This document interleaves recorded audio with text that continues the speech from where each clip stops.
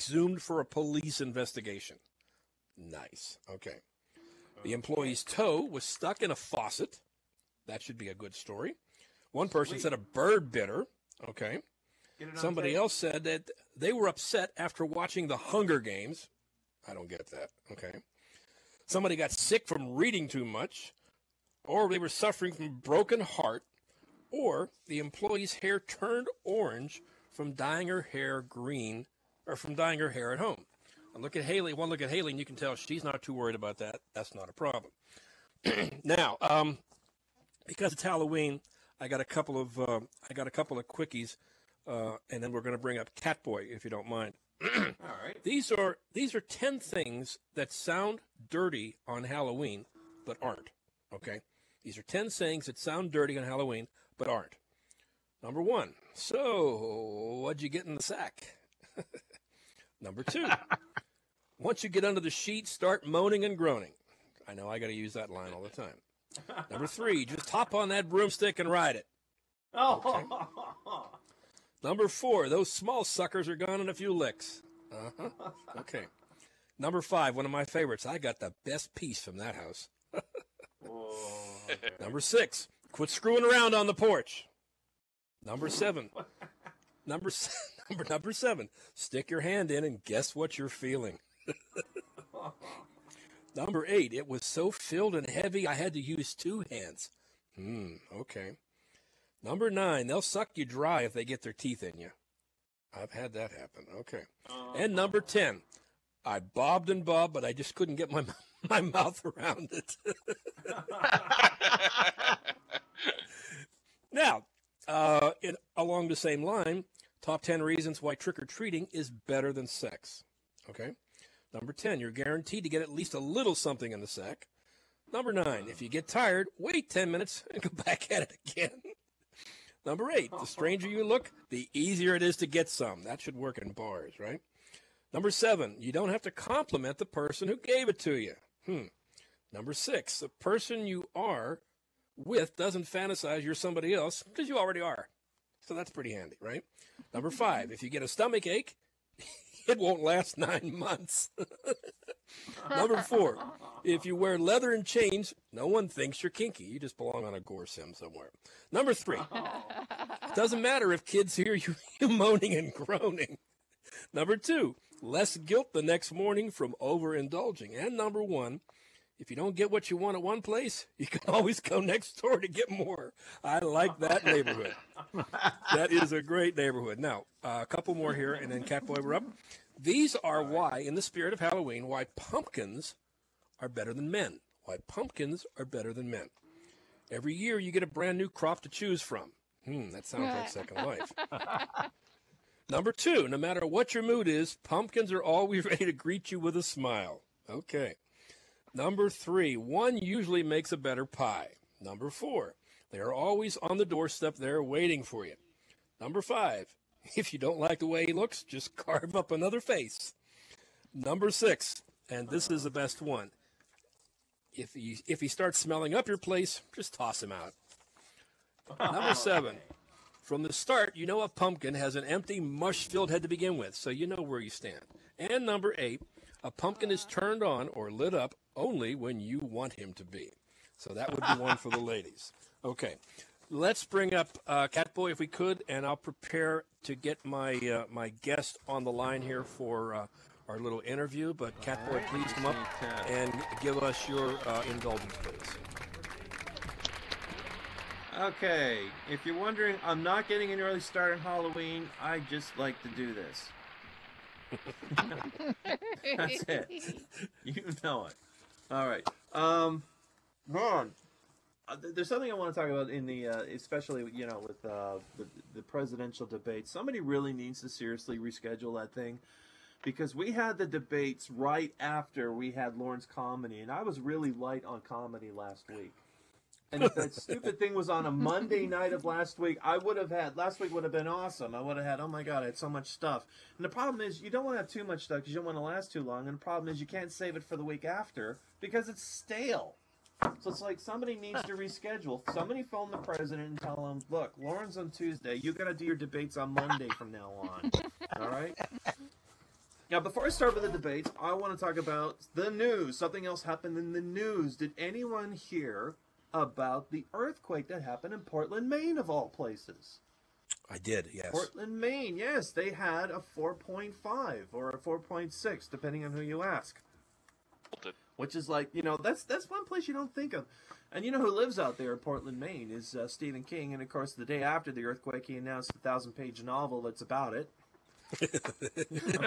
Coming out. By the way, when Portland, Maine has an earthquake, Japan and California goes, "Oh, you had an earthquake at 4.6. Who's the little earthquake? Who's the little earthquake? That's so adorable." And of course, when California won't even wake my cat. I know. Well, I'll tell you something. When Japan and California have their earthquakes, Peru and Chile, they're the ones that get all sarcastic when they go, "Oh, yeah. You had a 7.2?" Okay, I have a true story. There is a girl I know in Second Life. She lives in Lima, Peru. She's in her 20s, and she has lived through 2 8.0 earthquakes or worse. Wow. And she's in her 20s. If you look up the Guinness Book of World Records, Chile has gone through a 9.0 on 2 separate occasions. So the only way it could get worse than that was that the tectonic plate would have to pop out of the ground and flip like a pancake, or at least flip like one of Mitt Romney's opinions. Yeah. Oh, burn, burn, burn. All right, that segues me into the debates. Let's see. Well, let's start with the fresh stuff first. The fresh stuff first. Horses and bayonets. Did you hear about that stuff going on last night? Jon Stewart said that Obama's jibe on horses and bayonets may have cost him the vote with the Civil War reenactors. I disagree. You can't lose what you never had. Okay. I find it's not surprising that Mitt Romney has a 1917 point of view on military, because he has the 1917 point of view on his energy policy and his attitude towards women. All right. You know what Romney should have said when Obama said we have fewer horses? Romney should have said, "Speak for yourself." Okay. Now we're going to move on to Binders Full of Women. This was from last week. Oh my God. Was anyone following Twitter? Yeah. Twitter just exploded. Yep. With Binders Full of Women. I only have a few because you've probably seen all the other ones before, but Chris Swalk was my favorite one. And he said, "Damn, Romney had binders full of women, just like a Mormon." Here's my other favorite. With the binders full of women trend in full swing, Romney was declared Lord of the Three Rings. Lord of the Three Rings. Okay, you know the Dos Equis guy, the beer guy. I don't always drink beer, but when I do, I drink. Well, he doesn't always use binders, but when he does, he likes them full of women. By the way, when the binders full of women trend reached its peak, Bill Clinton was seen heading into Staples. Okay. Now, there was another trend that you guys might have missed. It was started by Will Wheaton. Anyone know who that is? That was Wesley Crusher from Star Trek. Wesley Crusher from Next Gen. Yes, for those of you who are Star Trek impaired, he's the main actor from Stand By Me, or he's the sworn enemy of Dr. Sheldon Cooper. Although, how you could know that and not know Star Trek, I have no idea. Anyway, and he started a trend. It was caused by Barry. He was on Barry was asking the questions last week, and he was tossing ridiculous softball questions. I really hate it when people do that. And people started trending softball questions by Barry, real tough questions, sarcastically. And here's some. I got a few of my own in here, but here's some of my favorites. And this one was from Will Wheaton. It was, "If you were a flavor of ice cream, which flavor? And please, no responses that involve crazy Ben and Jerry flavors." And here's another one. This is one of my favorites. "The edge of the map. Are there sea monsters, or do you just fall off? And please answer in your best pirate voice." Oh, here's one for Governor Romney. Governor Romney, tough question. "Can you tell me how to get to Sesame Street? Please use turn-by-turn instructions." Romney, by the way, wants to try to defuse.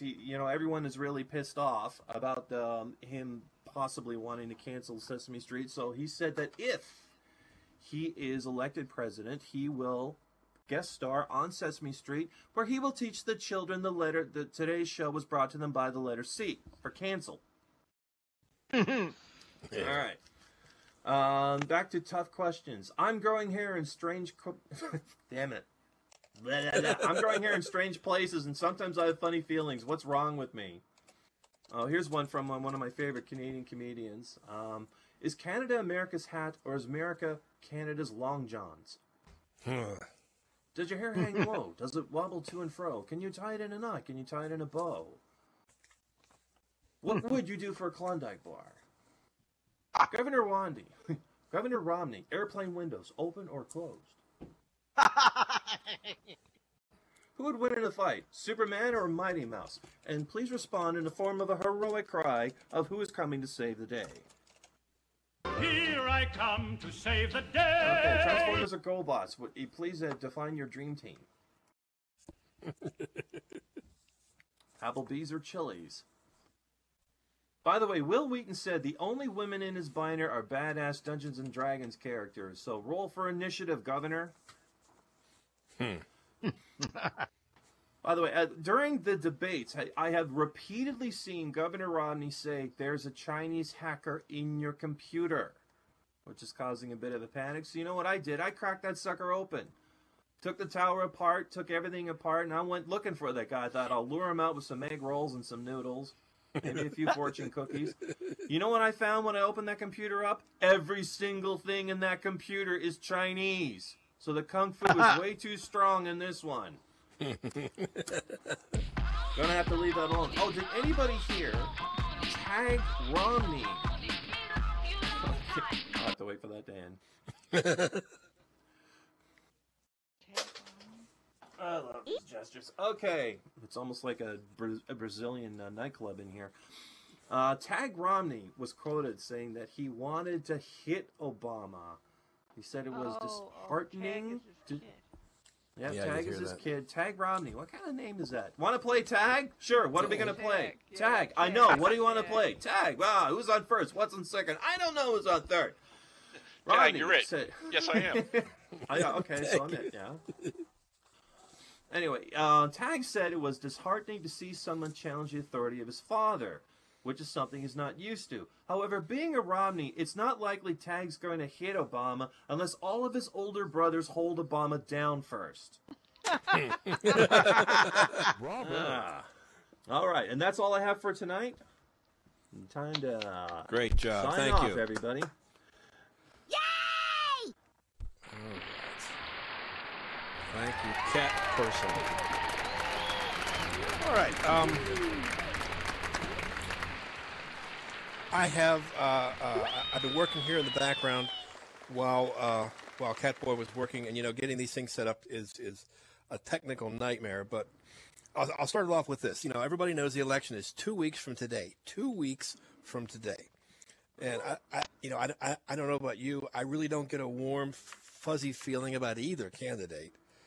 So I was thinking, what if we could pick a better candidate for maybe a write-in vote? Well, I've enlisted the help of a very close friend of mine and an expert on world politics to give us his prognostications for a possible presidential bid for a third candidate. So I've got it all set up here. Ladies and gentlemen, via satellite, would you please welcome, with his unique outlook on politics, former President Bill Clinton.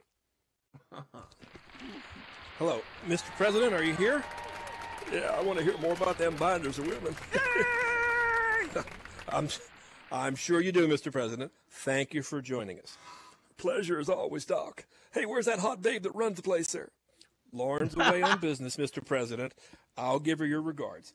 Because, she sent back that box of cigars I sent her. I just wanted to... Mr. President, could we get down to your thoughts on the presidency, please? Yeah, I digress. Okay, let's do it. All right. I know you've been giving this a lot of thought, Mr. President, and if the American people could pick a third candidate for president, whom would you suggest as the best possible choice? Well, I think the best possible candidate would be a porn star, Doc. A porn star, Mr. President? Yeah, now I've thought long and hard about it, And frankly, it was the first thing that popped into my head. I'm not surprised, Mr. President, okay? It would give the term deep throat a whole new meaning in politics. That it would, Mr. President. That it would. So, go ahead and if I may, give us your stiff opinion on this limp election here. That's the spirit. I see you're getting into this, aren't you? All them babes you bring in here, I knew you wasn't a fag. Quite straight, Mr. President. Quite straight. Could we have your thoughts, please? Oh, okay. Here we go. These are reasons a porn star would make a better president than any other candidate. Okay?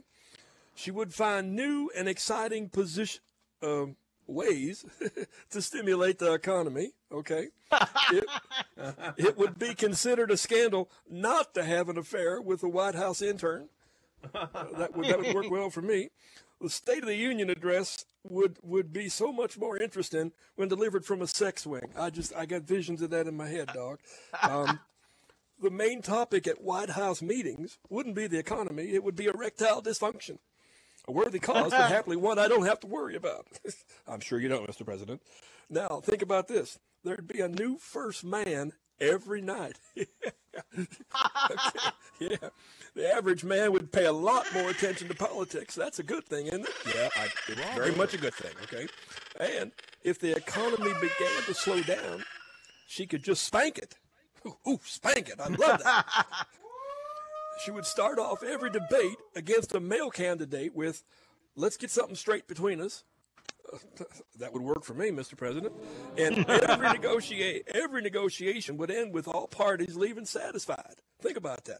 That's a wonderful thing. I love happy endings. Now, anything else? Anything else, Mr. President? Well, she could keep her job as long as she gets her mouth around this and takes it in both hands, swallows her pride, gets down on all fours and backs into this mess while taking anything head on that comes her way. Okay. Thank you, Mr. President. Because, in this business, close don't get you no cigar. You have to be careful you don't shoot your whole load the first few months in office. That'll just leave you covered in gooey messes until you can get it up again and stroke your way out of it. Mr. President, there you have it. Thank you, folks.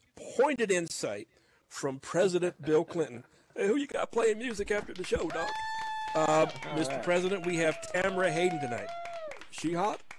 Thank you, Mr. President. I'm sure we're going to be talking again. Evening, all you sexy second lifers. Remember, a bird in the hand isn't nearly as fun as one in the bush. Oh shit. Shit, here comes Hillary. That'll take you soft faster than naked Rosie O'Donnell picks. Commandeer, how about? Okay, there we go. That was President Clinton with his outlook on the election. Bubble, you have anything for us tonight? Oh, yeah, a little bit. Okay, come up and give us a little bit then. I just got a couple things. Hi, everyone. Hey, it's Bubblepop. Evening. Yay. Oh. Hello. Yeah, hi, Bob. I'm so excited. Thanks. Yeah, I'm from Las Vegas, where our high school kids haven't been doing so well. So I got a bumper sticker, a new one, that says, "My dog is smarter than your honor roll student." Covers up my old one. My dad is inmate of the month. Eric, our kids are so dumb. Some of them don't even know what a belt is.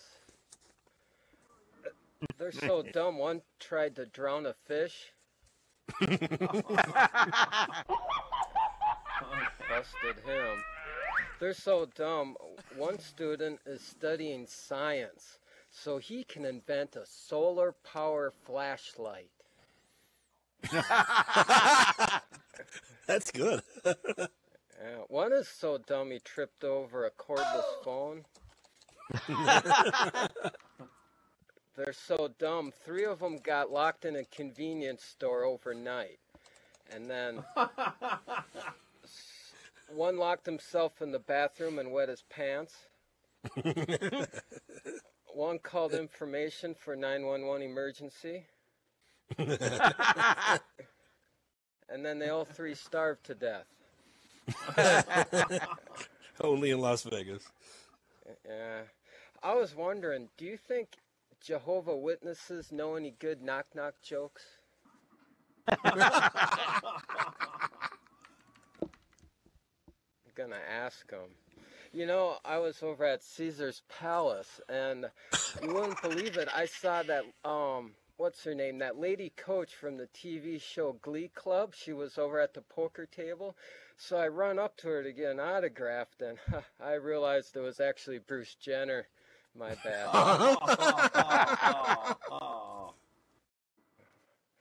I used to be indecisive, but now I'm not sure. I was looking at this poster behind me, which reminded me of the old saying, if at first you don't succeed, skydiving is not for you. Thanks, everyone. I'm Bubblepop Unplugged, and all right, Bubble. Send it back to. Good job. Always good to have you. All right, coming up in 31 minutes, we have Tamara Hayden.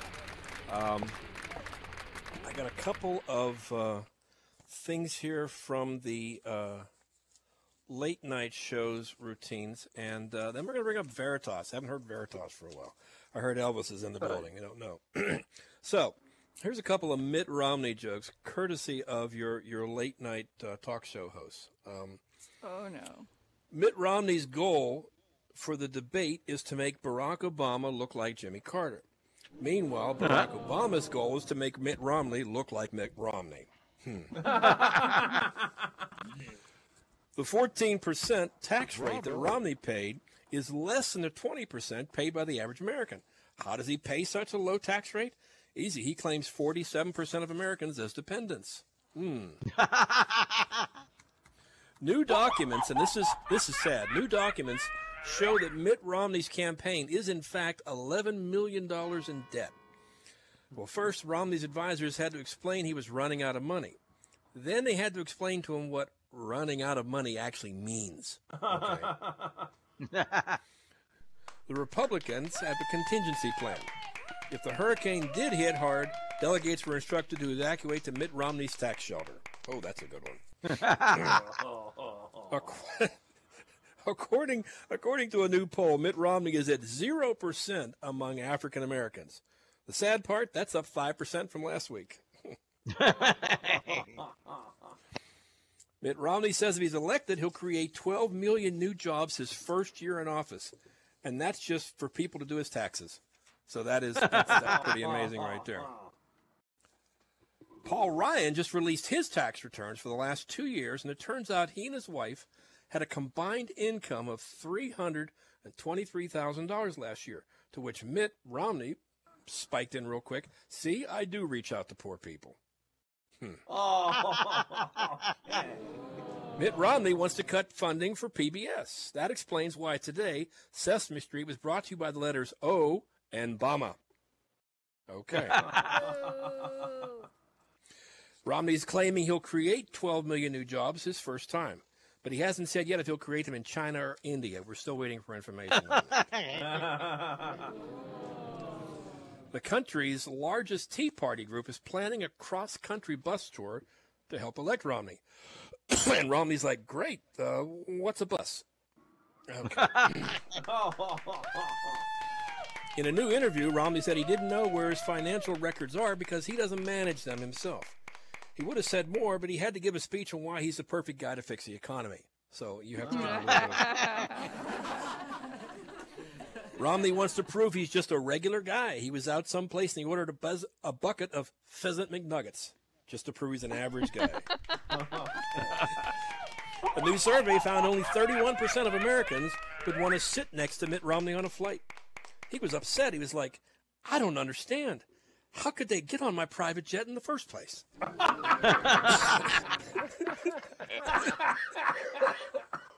Oh, that's good. And Romney pledged this week, if elected president, he'll drive down unemployment to 6% or lower before the end of his first term.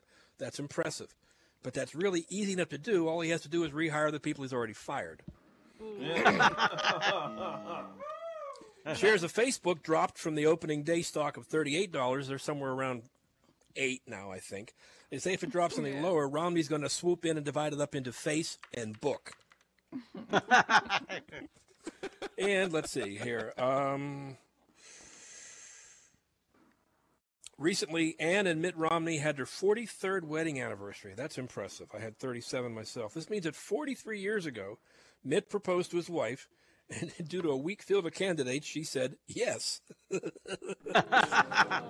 And when he was down in Puerto Rico campaigning, he visited a shelter. Okay, it was his tax shelter, but it was still the thought that counts. Okay, let's bring up Veritas and see if we can get the king to do a little bit of swaying and bobbing for us here tonight. Veritas, come on up, buddy. Hey, Veritas. Yay! Here he is. Ooh, nice shirt.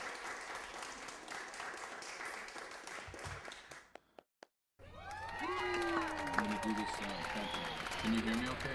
Yeah, we're very fine. Yep. I just don't want to get feedback. I got the press to talk on, so let me know if I'm feeding back or whatever.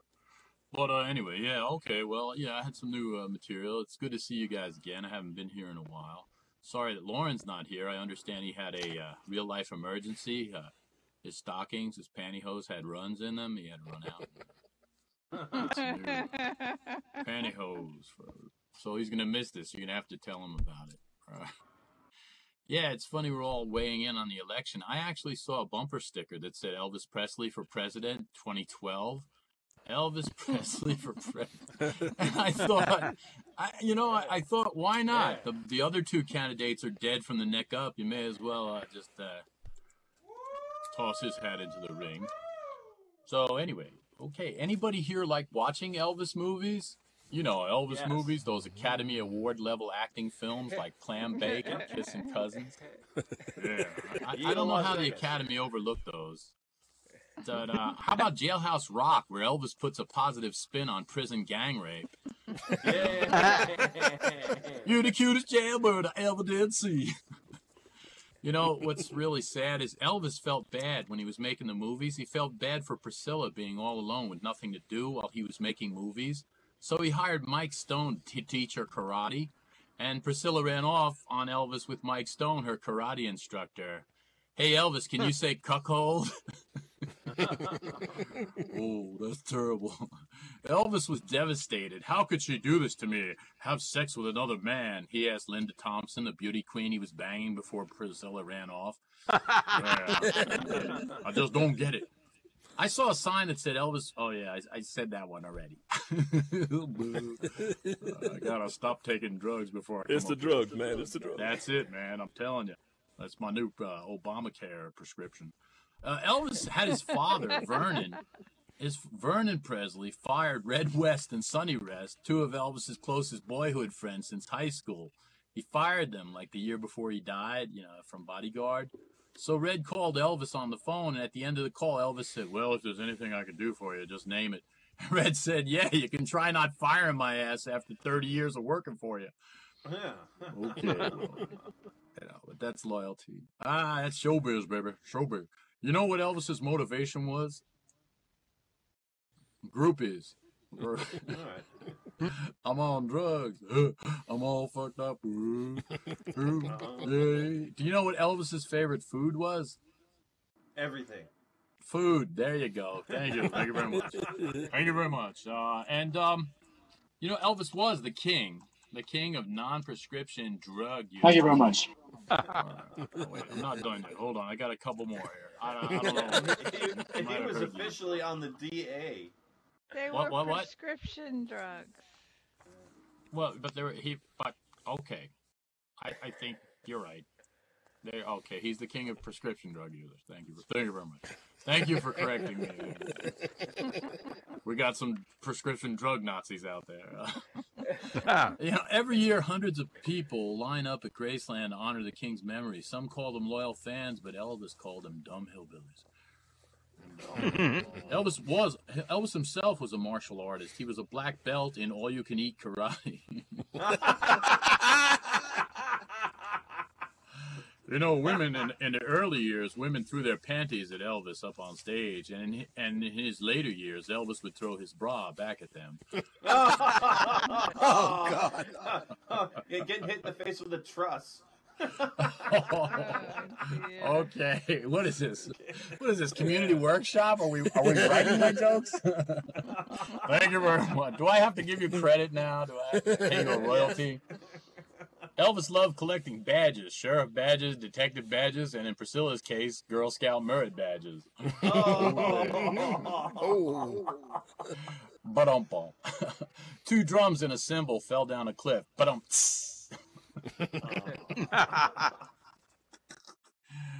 All right, well, that's it for me. Thank you very much. I'm all out of Thank you very much.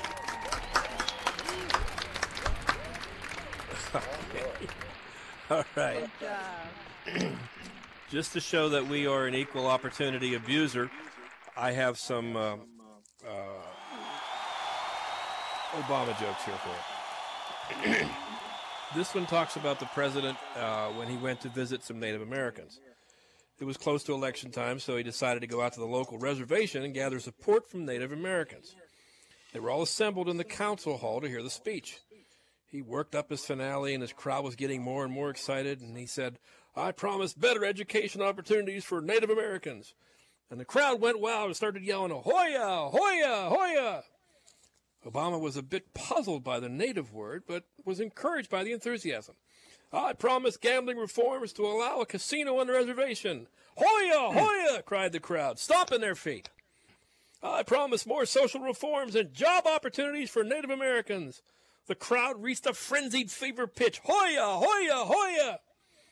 After the speech, Obama was touring the reservation and saw a tremendous herd of cattle, because this is out west, obviously.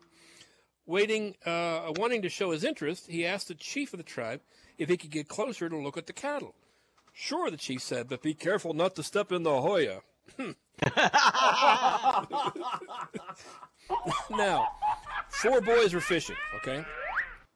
As their boat rounded a point in the lake, they saw a man thrashing in the water. With no hesitation, they jumped in the water and saved him. Not until they pulled him to shore, they noticed the man they saved was in fact President Obama, who had slipped away from the Secret Service for a swim and got hung up. When he caught his breath, he thanked the 2 boys and offered them anything they wanted in return for saving his life. The first thought about it for a while and finally answered, "I would like a presidential appointment to West Point so I can serve my country." The next one thought it was a good idea, but one said he'd always wanted to be a pilot, so he'd rather attend the Air Force Academy. The 3rd boy chose the Naval Academy. The president turned to the 4th boy, who was still thinking. Finally, he answered, "Mr. President, I would like a burial with honors at Arlington National Cemetery." The president was shocked by this, and he asked the boy why he would make such a request at his young age. The boy replied, "Because when my father finds out I saved you, he's going to fucking kill me." Now, the president, Miss and Michelle were at the front row at a Yankees game, which is no joy in Mudville tonight for the Yankees. The row behind them is taken up with Secret Service agents, and one of them leans over and whispers something in the president's ear. As soon as he finishes, Obama grabs Michelle by the scruff of the neck and heaves her over the railing. She falls 10 feet to the ground on top of the dugout, screaming and kicking obscenities. The Secret Service guy leans over again and whispers, "Mr. President, I said they want you to throw out the first pitch, sir." Now, a seedy old man was sitting on the first row of a town meeting, heckling the president as he delivered a lengthy speech. Finally, the president pointed out the heckler and said, "Will that gentleman who differs with me please stand up and tell the audience what he has ever done for the good of America?" "Well, Mr. Obama," the man said with a firm voice, "I voted against you in the last election." Now, one more here for you. Little Johnny's at it again. President Obama was visiting a primary school, and he visited one of the classes. They were in the middle of a discussion related to words and their meanings. The teacher asked the president if he would like to lead the discussion on the word tragedy. So the illustrious president asked for a class for an example of the word tragedy. One boy stood up and offered, if my best friend, who lives on a farm, is playing in the field and a tractor runs over him and kills him, that would be a tragedy.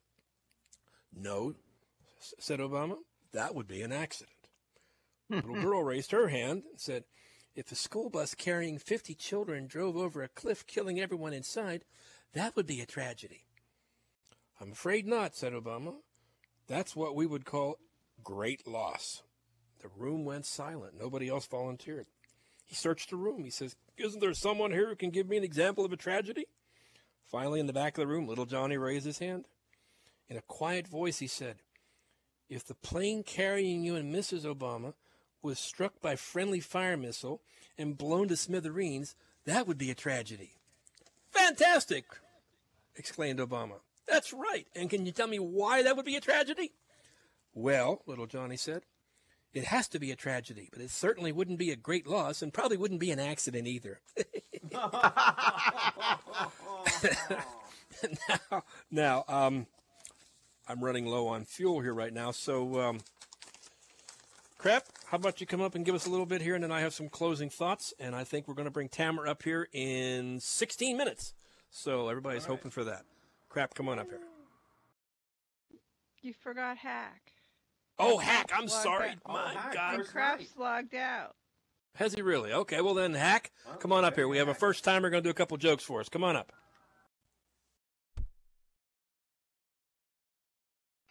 Alrighty, I'll do my best. Green Acres Hack. Green Acres Hack. These are just a couple general-type jokes. Sorry, nothing too topical. That's fine. All right. A Frenchman, an Englishman, and a New Yorker get captured by cannibals. The chief says to them, here's what's going to happen. We're going to kill you, we're going to cook you, we're going to skin you, and we're going to take your skins to make canoes. But the good news is you get to choose the way you die. So the Frenchman asks for a sword. The chief gives him a sword. The Frenchman says, Vive la France, and runs himself through. The Englishman says, give me a pistol. The chief gives him the pistol. He says, God save the Queen, shoots himself in the head. The New Yorker says, I'd like a fork. He's puzzled, but he gives it to him. So New Yorker starts stabbing himself all over the body, up and down, left and right. He's bleeding from 100 different places. The chief says, why did you pick that particular way of death? The New Yorker says, good luck with your fucking canoe. All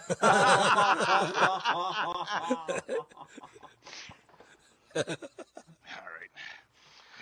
Here's another one. You got a purty mouth. And Steve took their son to the doctor. With some hesitation, they explained, even though their little boy was healthy, they were concerned because he had a rather small penis. After examining the child, the doctor said, here's what you need to do.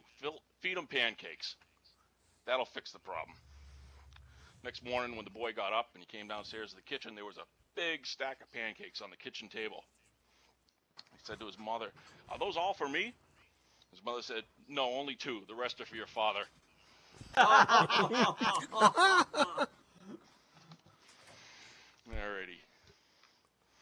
Man went to church one day, and afterwards he stopped to shake the preacher's hand. He said, preacher, I'll tell you that was a damn fine sermon. Damn good. Preacher said, thank you, sir, but I'd rather you didn't use profanity. Man said, I was so damn impressed with that sermon, I put $5,000 in the offering plate. Preacher said, no shit. All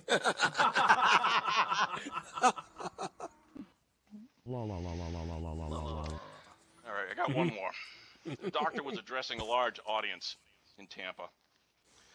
He said, the material we put into our stomachs is enough to have killed most of us sitting here.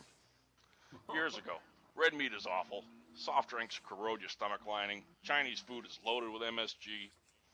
High-fat diets can be disastrous. None of us realizes what long-term damage is going to be caused by what we drink in our water.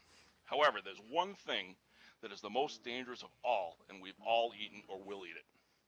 Can anyone here tell me what food it is that causes the most grief and suffering for years after eating it? After several seconds of quiet, a 75-year-old man in the front row raised his hand and said, wedding cake? That's all I got, but thank you very much. All right, great job. Good job. Thank you, Hack. All right. Let's see here. Just to give you a little bit of insight before the election, again, 2 weeks to make your decision. I have a friend of mine who sent me this, and he's a resounding Democrat, okay? And he wanted to give me his reasons why he voted Democrat. And I'll just read a couple of these to you here. I voted Democrat because I love the fact that I can now marry whatever I want. I decided I'm going to marry my horse. I voted Democrat because I believe oil companies' profits of 4% on a gallon of gas are obscene, but the government taxing the same gallon of gas at 15% is okay. I voted Democrat because I believe the government will do a better job of spending the money I earn than I ever could. I voted Democrat because freedom of speech is okay as long as nobody's offended by it. I voted Democrat because when we pull out of Iraq, I trust the bad guys will stop what they're doing because now they think we're good people. Right. I voted Democrat because I'm way too irresponsible to own a gun, and I know that my local police are all I need to protect me from murderers and thieves. Right. Okay. Here's a good one. I voted Democrat because I believe the same people who can't tell us it'll rain on Friday can tell us the fucking polar ice caps are going to melt away in 10 years if I don't start driving a Prius. Think about that one, okay? I voted Democrat because I'm not concerned about the slaughter of millions of babies so long as we keep death row inmates alive. It's good to have a cause. I voted Democrat because I believe that business should not be allowed to make profit for themselves. They need to break even and give the rest away to the government for redistribution as they see fit. And I believe that liberal judges need to rewrite the Constitution every couple of days to suit some fucking fringe kook who'd never get their agendas past their voters in the first place. And I voted Democrat because my head is so firmly planted up my ass that it's unlikely I'll ever have another point of view. And the Democrats' motto is, a liberal is a person who will always give away everything they don't own. That's why he voted Democrat. Now, I don't have a whole lot left, so I've got a couple quotes. Crap didn't come back, Denny. I've got a couple minutes, Doc, if you're... Oh, yeah, okay, sure. Come on up, Jay Wills. I'm sorry. I didn't see you over there. Please, come on up. And then we're going to have Tamara in 10 minutes exactly. 10 minutes and counting. So come on up. Well, good evening, folks. I'm glad to be here. I was a little late for work this evening because I spent the day at the hospital. My grandfather got his hip replaced. And I never thought about it when I was younger. I didn't like the hospital when I was younger, but I've gotten to the point where I kind of like it because I'm the only guy in the hospital that's actually healthy and glad to be there. I mean, like, I'm the youngest guy in the hospital that can actually hit on the nurses and they might even enjoy it. I mean, there's some hot nurses over there, you know. They spend the entire day getting hit on by old men like my granddad. You know that happened. Because I know while I was sitting with him after he got out of surgery, he hit on 3 of them, and he's 80. Attaboy. He was having a good time, you know what I'm saying? But that's what I did today, and I heard what Doc was talking about people trying to get out of work, excuses for work. I am the ultimate excuse maker for work because if I ever want to take a day off from work, all I have to do is roll in the day before and just roll my eyes up in the back of my head and drool for like 15 minutes. And by the time they figure out what's wrong with me, they'll for the next day. I mean, seriously. That's what you can do when you're handicapped. Since my granddad got his hip replaced, my entire family is in town this week. I got a lot of town. And we all went to dinner the other night. And we're sitting there. And the waitress comes up and she's asking everybody what they want to drink and all of this and all of that. And she looks at me and goes, can he speak? And of course, me being who I am, I look up at this woman and I say, what can I do for you? And my dad gets this really disgusted look on his face. I mean, he looks pissed off. And the lady taking our drink, she said, I'm sorry, did I say something offensive? And my dad goes, no, it's just the fact that we just spent the last half hour trying to get him to shut up, and you just got him started.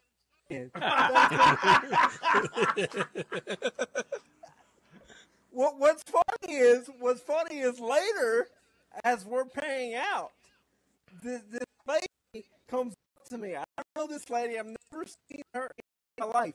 Okay, I've never seen her, and she says to me, she reaches down, she touches my leg with one finger, and says, "Can you feel this?" And I looked up at her and I grinned, and I proceeded to run over the lady's foot. I looked back at her and I said, I don't know, can you feel that?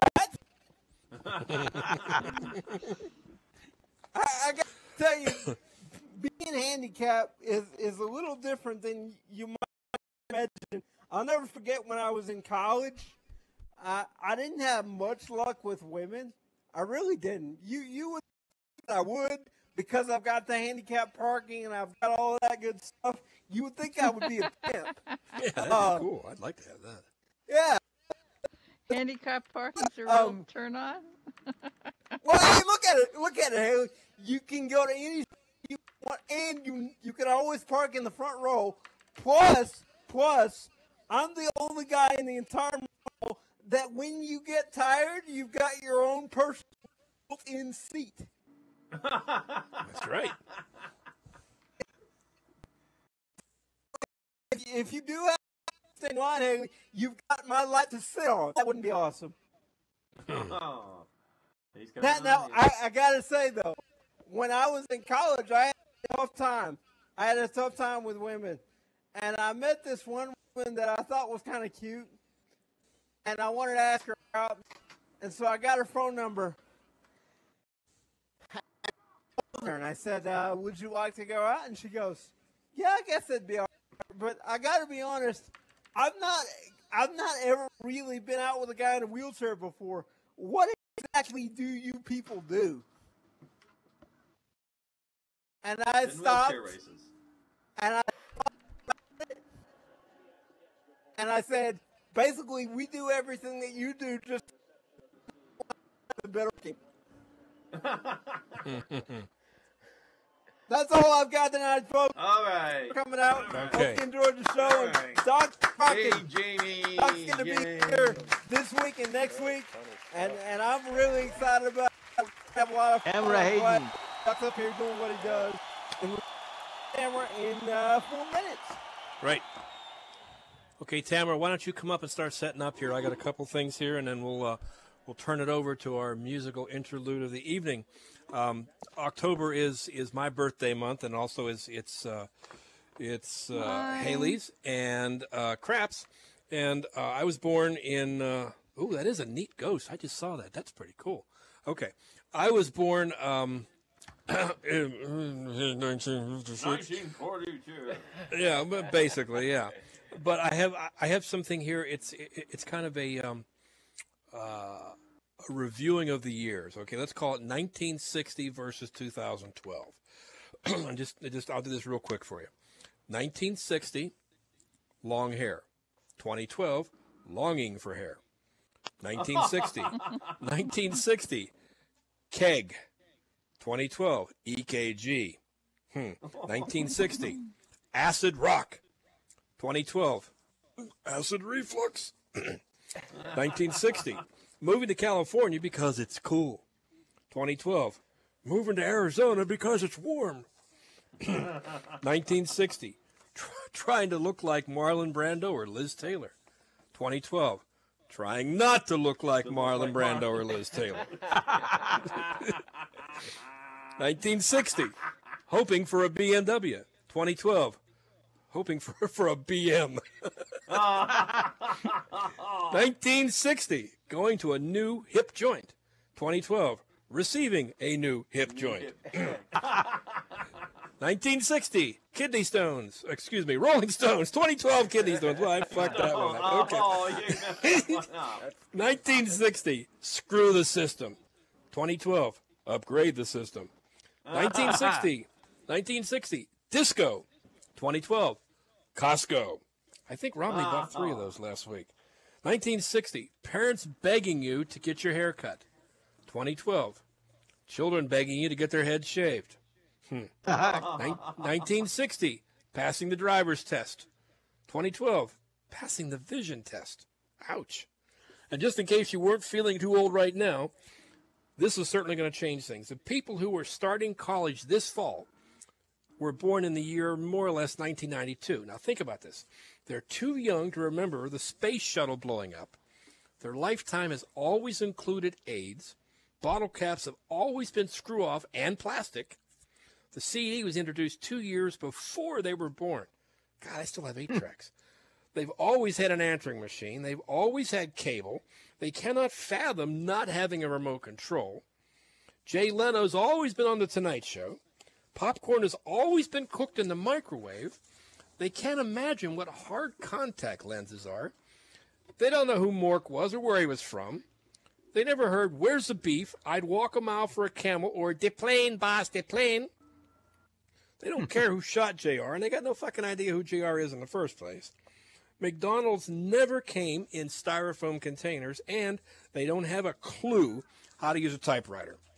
That's all I got for tonight, folks. Enjoy your evening. Tamara is coming up, and next week is our Halloween party. So please come in costume, and let's make it even stranger than it already is. Have a good evening, everybody. All right. Tamara, you're up. Jay Wheels, let us know when we have is in. I will stream, let please. you guys know as soon as I hear her. You know, there's one that you missed is they've never had not had the internet. That's a the fact. internet was around. Started in 1992. First commercially available internet was 1992. Well, that was after Al Gore created it.